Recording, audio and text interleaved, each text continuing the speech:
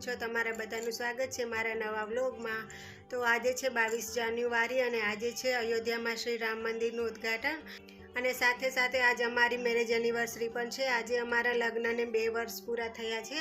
કેમ કે ગયા વર્ષે તો અમારા 1 વર્ષ પૂરું થયું હતું એટલે ગયા વર્ષે અમે સોમનાથ ગયા હતા, પણ આ વર્ષે તો હું ક્યાંય પણ જઈ શકું એમ નથી કારણ કે હું પ્રેગ્નન્ટ છું। એટલે તો આ વર્ષે તો જોઈએ હવે શું કરશું। અને આજે 22 જાન્યુઆરી છે એટલે વધારે પૂરતું એટલે દ્વારકાધીશના મંદિરે જવાનો વિચાર છે, પણ વધારે માણસો એટલે વધારે ભીડ હશે તો પછી જોઈએ હવે બપોર પછી જાશું જ્યારે મારા હસબન્ડ આવશે પછી, નહીંતર પછી કાંઈ નહીં। અમારે તો સેલિબ્રેશન વધારે કાંઈ હોય નહીં, ઓનલી મંદિરે જવાનું હોય, કેક કટિંગ વગેરે તો ક્યારેક જ હોય નહીં। તો લગ્ન પછી તો એકવાર એનિવર્સરી સેલિબ્રેશન થયું નથી, આજે પણ કાંઈ વિચાર નથી, પણ હવે જોઈએ સાંજે શું થાય છે એ બધું। અને અત્યારે વાગી ગયા છે સવારના 11। તો હવે હું જાતી હતી નાહવા, તો મેં વિચાર્યું ચાલો વ્લોગની સ્ટાર્ટિંગ કરીએ। તો વાગી ગયા છે 11 અને ઘરનું બધું કામ પણ થઈ ગયું છે। તો તમને પણ રામ મંદિરનું ઉદ્ઘાટન છે એની હાર્દિક શુભકામનાઓ।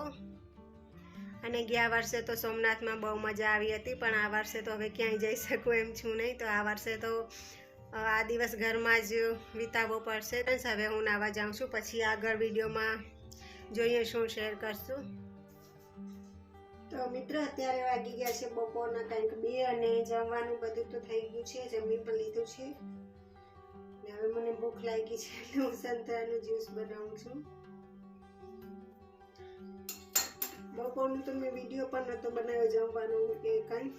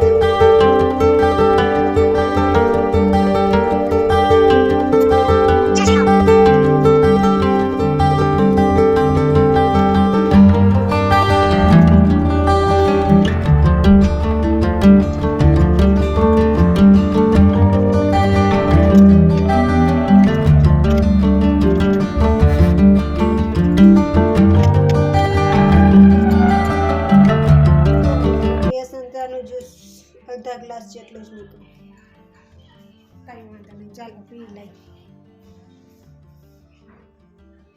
રાધે કૃષ્ણ।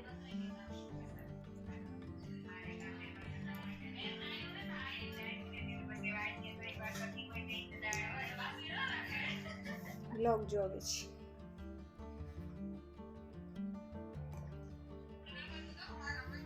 શિવો આવ શિવો।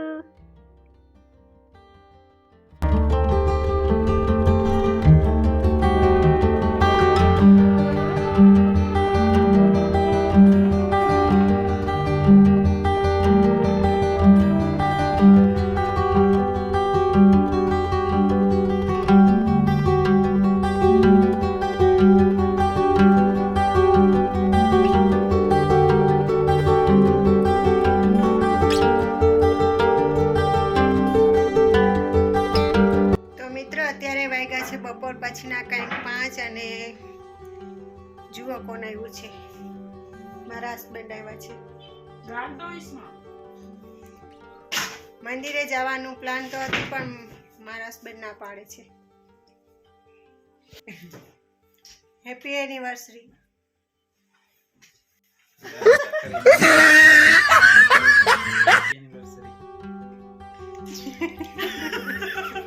તો મિત્રો આજે અયોધ્યામાં રામ મંદિરનું ઉદ્ઘાટન હતું અને આજે અમારી એનિવર્સરી પણ હતી, એટલે હું ઈચ્છતી હતી કે આપણે દ્વારકાધીશના મંદિરે જઈએ દર્શન કરવા, પણ આજે અમારા દ્વારકામાં પણ રેલી વગેરે હતી, રામ મંદિરનું ઉદ્ઘાટન હતું એટલે તો વધારે ભીડ હતી, વધારે માણસો હતા, એટલે પછી મારા હસબન્ડે ના પાડી કે આવામાં મારે માટે જવું એમ મુશ્કેલ કહેવાય, આવી હાલતમાં ન જવાય, એટલે પછી અમે જવાનું કેન્સલ કર્યું। અને આ વિડીયો છે સાંજના કંઈક 6:30-7 વાગ્યાના। તો મારા હસબન્ડ જતા હતા પોતાના ઘરે ઘરે, મીન્સ કે મારા સાસરે. તો અહીંયા મારી બેને બનાવ્યા હતા બટેકા પૌવા. તો આ વખતે એનિવર્સરીનું તો કાંઈ સેલિબ્રેશન નહોતું, ઓનલી ખાલી આજે બટેકા પૌવાનું જ સેલિબ્રેશન થયું એવું જ કહેવાય.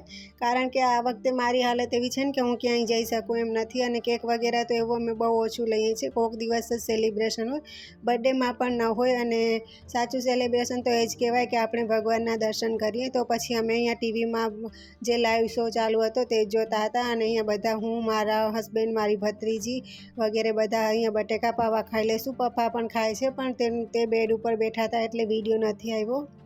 અત્યારે મેં સાંજે નાસ્તો કરી લીધો હતો, એટલે જમવાનું થોડુંક લેટ બનાવ્યું હતું, મીન્સ કે રાત્રે કંઈક 9-10 વાગે બનાવ્યું હતું. સાંજના જમવામાં બનાવ્યું હતું ગુવારનું શાક અને રોટલી વગેરે. ચાલો ફ્રેન્ડ્સ, આજનો આ વિડીયો અહીંયા જ એન્ડ કરશું. આજે એક ખાસ દિવસે પણ અમારું કંઈ સેલિબ્રેશન નહોતું, આમ જ દિવસ જેમ રોજના દિવસ જાય છે એમ જ આ દિવસ હોઈ ગયો. તો આજનો વ્લોગ આપણે અહીંયા જ એન્ડ કરશું. મળશું નવા વ્લોગમાં. જો તમને મારો વિડીયો પસંદ આવ્યો હોય તો મારા વિડીયોને લાઇક, શેર, કમેન્ટ કરજો, અને મારા ચેનલને સબસ્ક્રાઈબ પણ કરજો, અને પોતાના ફ્રેન્ડ સાથે શેર પણ કરજો. તો મળીશું નવા વ્લોગમાં. ત્યાં સુધી જય દ્વારકાધીશ.